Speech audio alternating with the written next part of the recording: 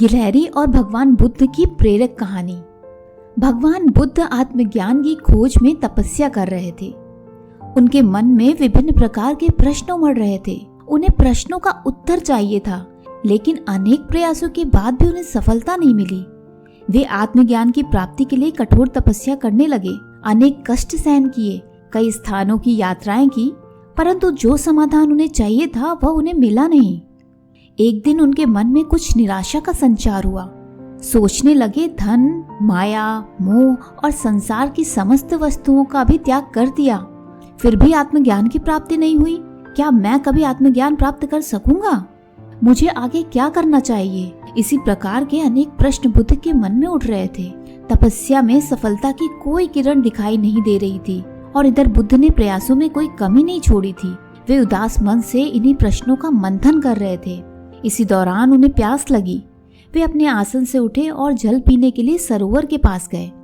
वहां उन्होंने एक अद्भुत दृश्य देखा। एक गिलहरी मुंह से कोई फल लिए सरोवर के पास आई। फल उससे छूटकर सरोवर में गिर गया।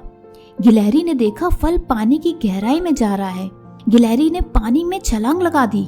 उसने अपना शरीर पानी में भिगोया और बाहर आ गई। बाहर आकर उसने अपने शरीर पर लगा पानी झाड़ दिया और पुनः सरोवर में कूद गई। उसने यह क्रम जारी रखा। बुद्ध उसे देख रहे थे, लेकिन गिलहरी इस बात से अनजान थी। वह लगातार अपने काम में जुटी थी। बुद्ध सोचने लगे, ये कैसी गिलहरी है?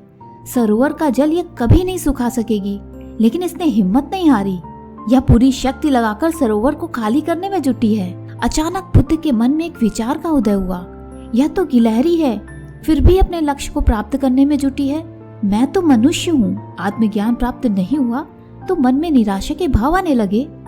मैं पुनः तपस्या में जुट जाऊंगा। इस प्रकार महात्मा बुद्ध ने गिलहरी से भी शिक्षा प्राप्त की और तपस्या में जुट गए। एक दिन उन्हें आत्मज्ञान प्राप्त हो गया और वे भगवान बुद्ध हो गए।